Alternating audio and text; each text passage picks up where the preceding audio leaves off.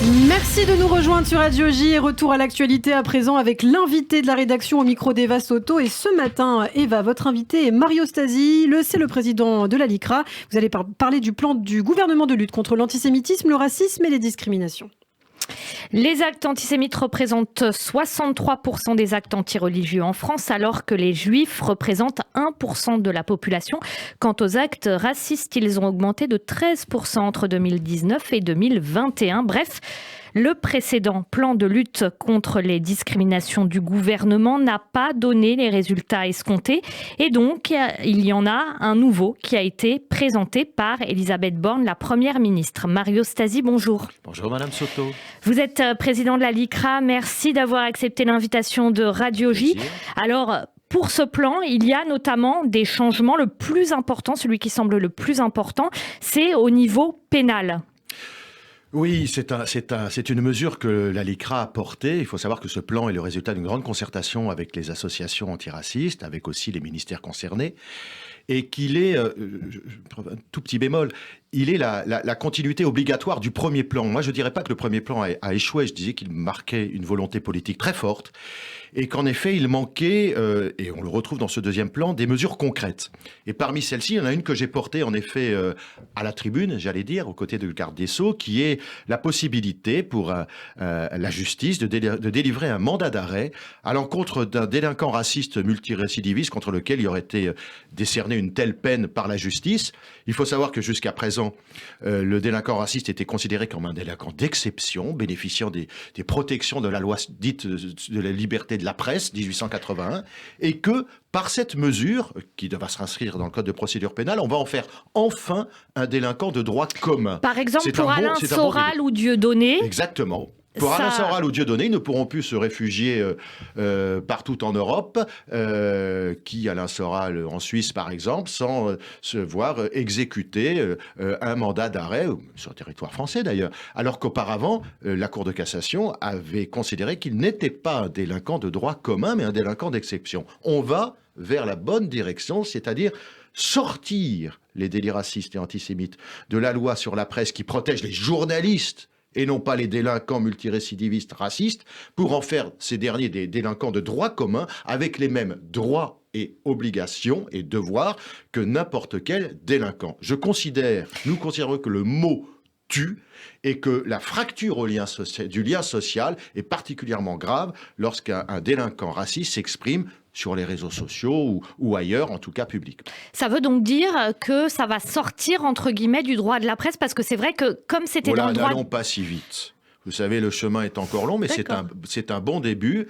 Comme je l'ai clamé, ça y est, nous allons vers la bonne direction. L'objectif est en effet d'aligner la procédure des délinquants de droit commun sur celle, ou des délinquants racistes sur celle des délinquants de droit commun. Et cette mesure en est en effet un premier pas important. Mais tout n'est pas sanction dans ce plan.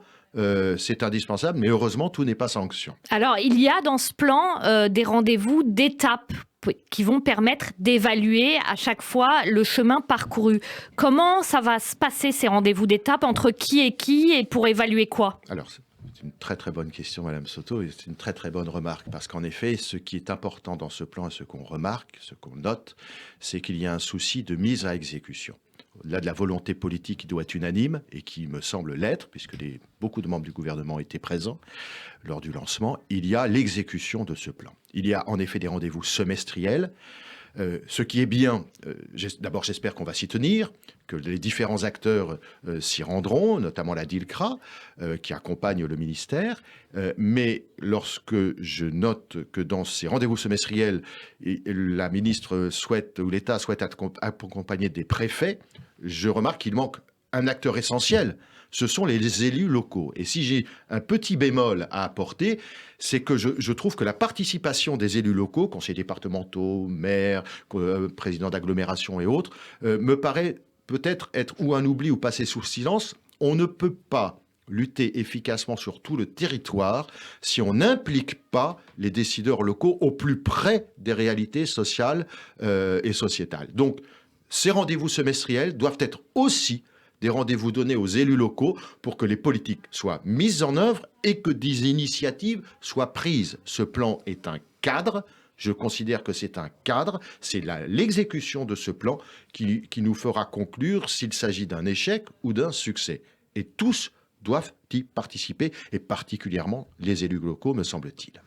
Alors, à propos des élus locaux, justement, il y a eu cette affaire récemment à Lyon avec le maire Europe Écologie Les Verts qui voulait recevoir Salah Hamouri, qui, selon le Shin Bet, donc pas selon des mouvements de droite ou d'extrême droite en Israël, en fonction de la façon dont on les appelle, faisait partie du FPLP. Quand vous dites impliquer les élus locaux, ça veut dire que sur des initiatives comme ça, il pourrait y avoir éventuellement un effet de réflexion, tout du moins. Un effet de réflexion, un effet de formation, un effet d'éducation.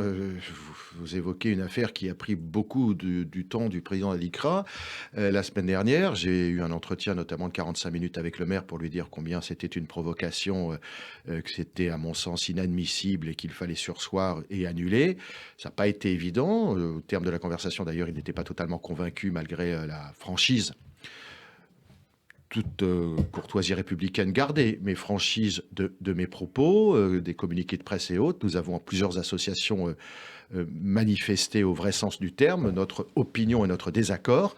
Peut-être en effet que s'il y avait eu des rendez-vous réguliers expliquant qui est qui, et est-ce bien intelligent que de commémorer les 30 ans des accords d'Oslo en invitant un tel homme mais sans inviter les autres co-contractants ou l'autre co-contractant, qui n'est pas juif mais israélien, je me permets de le rappeler et je lui ai rappelé, peut-être qu'il aurait eu un temps de réflexion supplémentaire. Mais je me dis en effet que je ne suis pas certain que ce soit les idéologues qu'il faut convaincre, ce sont plutôt ceux qui sont dans l'ignorance.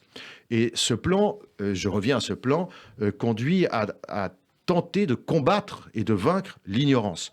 Il est très important, par exemple, de continuer à former les éducateurs, les enseignants et autres. C'est très important. Mais de la même façon que nous formons les policiers à la LICRA et les gendarmes à accueillir les victimes, il faut que tous se retrouvent dans un même bain d'éducation et de formation. Et j'y reviens. La lutte contre le racisme et l'antisémitisme, c'est l'affaire de tous. Et c'est très bien de sectoriser les lieux de formation, mais je voudrais qu'il y ait des lieux où tous les acteurs puissent se retrouver.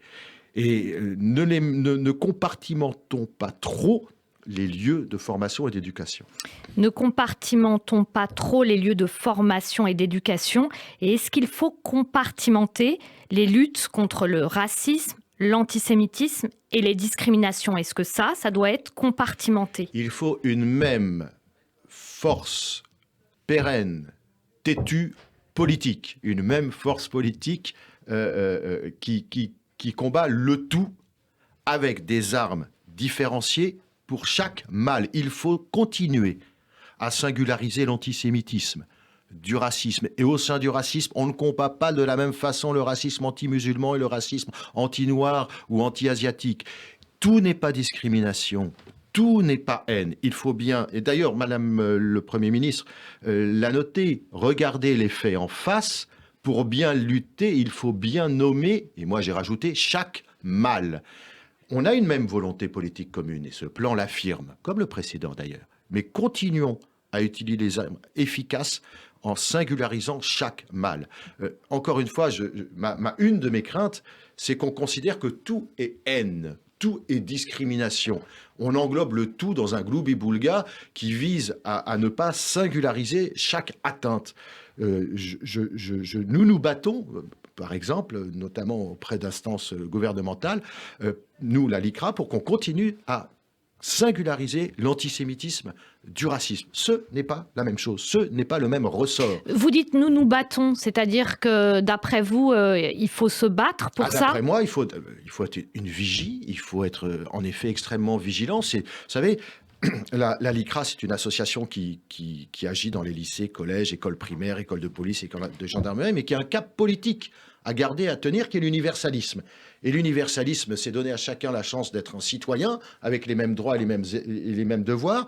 C'est, je le dis souvent, donner la légitimité à un noir de défendre un blanc de défendre un noir, un musulman de défendre un juif un musulman, un homme que je suis de défendre la femme que vous êtes. C'est ça l'universalisme. Et en même temps, c'est de pouvoir continuer, pour être efficace, à singulariser chaque mal.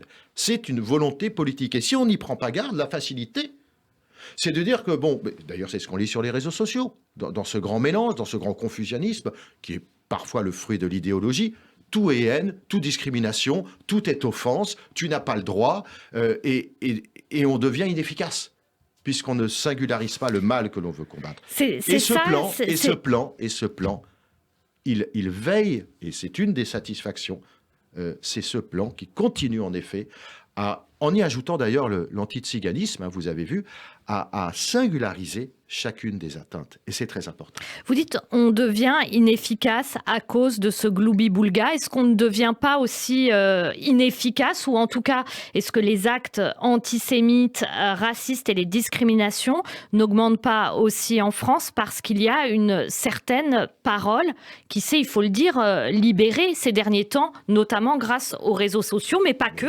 C'est un accélérateur de haine, c'est un déversoir de haine, c'est un lieu aussi, un forum public, mais une directive européenne va trouver application. La loi dite sur le séparatisme a commencé je ne sais pas si elle a commencé réellement à porter ses fruits, mais elle pose des exigences. C'est un des combats, un des lieux de combat où nous nous efforçons d'être le plus présents possible, nous, associations antiracistes. C'est une exigence de continuer à bien faire comprendre que tout n'est pas liberté d'expression, que le racisme est un délit et l'antisémitisme et ne sont pas des opinions, et que on n'a pas le droit de tout dire. On peut penser ce qu'on veut chez soi, on n'a pas le droit de tout exprimer publiquement. Ce n'est pas un droit de tout exprimer, d'exprimer la haine publiquement. On n'est pas dans la liberté d'expression. Mario Stasi, nous ne laisserons rien passer, a dit la Première ministre Elisabeth Borne à propos de ce plan. Alors pourquoi ce plan de lutte contre le racisme, l'antisémitisme et les discriminations aurait plus de résultats que le précédent ? D'abord, nous verrons s'il aura plus de résultats que le précédent. Mais ne négligeons pas le précédent. Ça a été l'affirmation d'une volonté politique universaliste très forte. Ne balayons pas.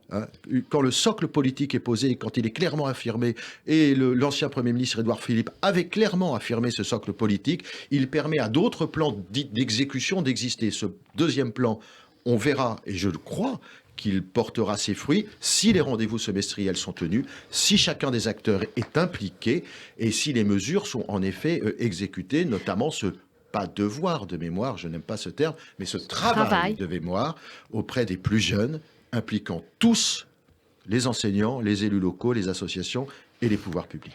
Merci beaucoup Mario Stasi d'avoir accepté l'invitation de Radio J ce matin. Vous êtes président de la LICRA et on a parlé ensemble bien sûr du nouveau plan de lutte du gouvernement contre les discriminations, l'antisémitisme et le racisme. Bonne journée à vous. Bonne journée. Et j'ai surtout une dernière question, moi, parce que ça m'a beaucoup intéressé votre entretien. Une question dans les colonnes du journal Marianne notamment. Je ne sais pas si vous avez vu cette semaine, il y a deux personnes, le sociologue Smaïn Larcher et l'historien Marc Nobel, qui se sont interrogés sur le choix de l'Institut du monde arabe, justement pour présenter ce nouveau plan de lutte contre le racisme et l'antisémitisme.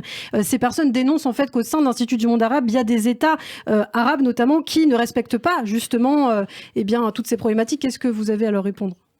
Je ne vais pas leur répondre parce que je pense qu'ils ne sont pas à côté de la réalité. Ce n'était pas l'objet de l'entretien de ce jour, ouais.